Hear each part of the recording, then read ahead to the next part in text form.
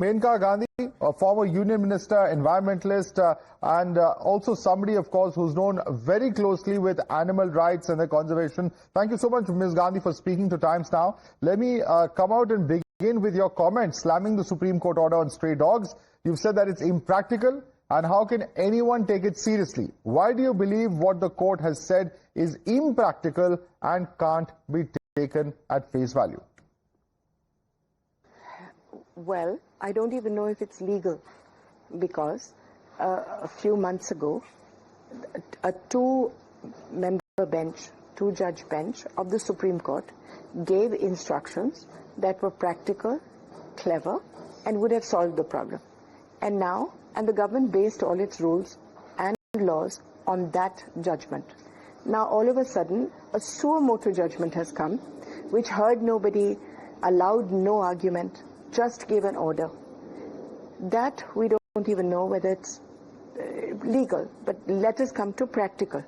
Is it practical to take 3 lakh dogs and put them into shelters when Delhi government does not have a single shelter? To make a shelter will cost between 4 to 5 crores, and it will take no less than 6 months to a year. We are now, if you want 3 lakh dogs put into shelters, you will have to make 3,000 shelters. You will have to employ 1.5 lakh people to look after those shelters. You will have to feed 5 crore rupees of food every week to the dogs. The shelters alone will come to 15,000 crores. Is this practical? Now, let us suppose that it is practical and it is done when government does not have a single shelter. What will happen on the ground?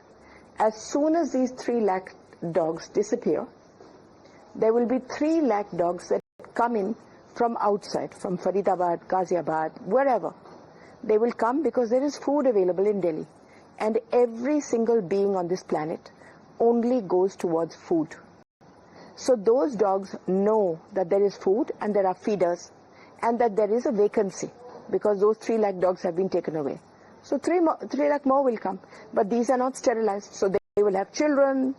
बहुत मुश्किल से हम लोगों ने 8 लाख को 3 लाख कर दिया. अब जब आप ये 3 लाख को उठाएंगे, तो आपके 3 लाख 8 लाख को बनने में 1 साल लगेगा. Right. That is why it's not practical. Okay, but there are other arguments also that are being put forth, that there are many children, for instance, who've been bitten to death by stray dogs. Many have been injured, and some have even cited statistics about how there's a dog bite every 10 seconds in India. What do you say to that? Firstly, there's no dog bite every 10 seconds, but however, even if there's one, it's bad enough. We are on the side of the children, obviously. So the point is, why has this happened? Why 6 years ago was there no outcry about bites? And why after 6 years is everybody shouting, including us? We have taken this matter up with the MCD, not once, but 50 times. The last time was Friday, when we gave them a roadmap that if you want dog bites to stop, if you want dogs to reduce in number, then these are 14 steps which you have to do. The MCD has been playing hooky with this city for the last 20 years. Now it's time for them to start behaving themselves. Now, first let me give you the exact bite situation. There's no bite every 10 seconds. In Parliament last year, the minister said that there were 37 lakh bites in 2024. All right? Now, how is this calculated? The calculation of the dog bites is the number of people who have taken anti-rabies injections. But when you get bitten by a dog, you take 5 injections. And the government calculates each injection as 1 bite. So you have to divide 37 by 5 to begin with. So you're left with 7 lakhs. Out of those 7 lakhs, you have 5 lakh bites are by pet dogs. So ultimately, you're left with 2 lakh bites. 2 lakh bites are bad enough. It's not that they're wonderful, but 2 lakh bites is not 37 lakh bites, and nor is it 1 every 10 seconds. So what is the solution to the dog menace in your view? we would really like all bites to be reduced. And how can we do that? By sterilizing all the dogs properly. In Delhi, for the last 20 years, we've had sterilization centers which have been working badly, inefficiently, and corruptly. We have brought this to the attention of the government many times with, this thick evidence of each center, with photographs, now for instance, you sterilize 10 dogs, but then you say you've sterilized 100 dogs, and you collect the money for 100 after doing 10. Many of these centers are run by MCD people themselves who get get what they get. So, one is put the sterilization centers properly. Secondly, in the last 6 years, MCD and RWAs have combined to relocate thousands of dogs. Now, when a dog is sterilized and comes back to his own or her own area, they will never bite ever. But because their testosterone is gone, the reasons for their biting are removed. But when you relocate a dog which has been sterilized and is still in pain to a new area where he knows nobody, where he's attacked by the local dogs, where he doesn't know where to get food, he will bite. And every time the RWA relocates 5, 10 dogs from their own gated rich communities, they relocate them to poor communities. And those dogs bite poor people. That's why you've got this problem. If the MCD would stop relocation, for instance, 4 days ago, from the civic center itself, the MCD head relocated 55 dogs. It just picked them up in vans and threw them somewhere else. Now those 55 dogs are going to be responsible for 110 bites this week. So what are we saying? So either we stop relocation and start sterilization seriously by making excellent ABC centers. If the rest of India can make good ABC centers, why can't Delhi? These are some of the solutions. We're not, there is no divide between people who want dogs locked up and people who don't. The only thing we are saying is that's not the answer. If I take 3 lakh dogs today and lock them up, within 48 hours to a week, there will be 3 lakh dogs coming into Delhi from Faridabad or wherever there's food. So what will you achieve? Those 3 lakh dogs that come into Delhi will all be unsterilized. Then you're back to square one. Okay.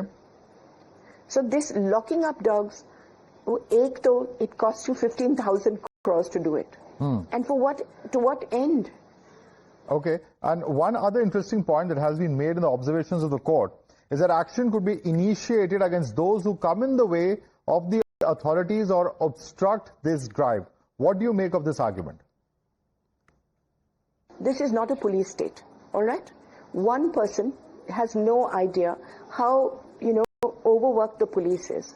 How they're really, you're going to add another nuisance to the police for no reason. The feeders feed the dogs. They are the ones who will object when they object. And there will be lakhs of them. Are you going to arrest them all? There will be a satyagraha in which 10,000 people will offer arrest themselves. Why bother to call the police? We'll go ourselves. The point is to make a viable solution in which and we offered it to the government on Friday itself in front of the Kapil Mishra, the minister, saying कि अगर ये 14 point आराम से हो जाए, 2 साल के अंदर there will be no bites, there will be half the number of dogs, and we will be living in Aman Shanti. Every colony that has followed that rule of 14 points, they have never had a single bite, and there's never been any choo-choo. Now, I'm going to give you 2 examples which you need to follow or understand.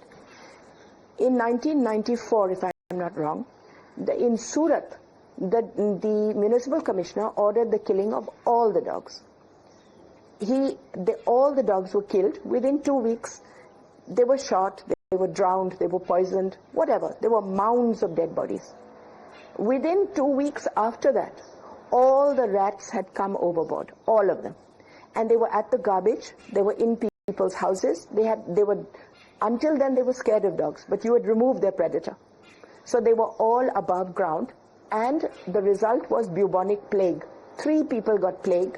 The whole whole of India was frightened. Tourism stopped. It caused us crores and crores and crores of rupees of loss. Do we want to repeat that in Delhi? The good example is, let us look at Lucknow. Let us look at Dehradun. The government has made brilliant ABC centers there. No cheating, no dhandlebazi, no fudging of figures, no relocation of dogs. Natija, there's dog biting is at its very minimum level. Nobody is complaining. All the dogs are sterilized. I mean, it's a joy to watch both these centers and how the government has managed them. Why can't Delhi do the same? Right. Also, Mrs. Gandhi, let me ask you finally, what's the road ahead for you? Do you, in your capacity, plan to appeal against this order of the court? Do you believe the government should escalate the matter? Because we've seen the Solicitor General, who was in court when the hearing was on yesterday, also intervene in this matter. That's right. But he wasn't there on behalf of the government, he was just there. The point is, yes, we will certainly try and get this order modified or changed, because this order, A, was made with anger. It was not made with any scientific reasoning. It was not made with any education behind it. It was not made by listening. After all, you expect a judge to listen to every side and then take a reasoned order. But when a judge does something suo moto, then we all expected कि कुछ ना कुछ तो वो कहेगा ही. I mean, this was far beyond it, because this order itself is non-implementable. We're happy to stand aside. I'm happy to stand aside and let government try and implement this order. We'll have rats all over the place. We'll have 3 lakh new dogs in Delhi. We'll have 15,000 crores of your tax and my tax going into this nonsense. We'll have 5 crores a week being poured into feeding dogs when you could be feeding humans with that. Is that what we want? This is what this order will lead. All right. Maneka Gandhi, thank you so much for taking the time out and speaking to us here at Times Now.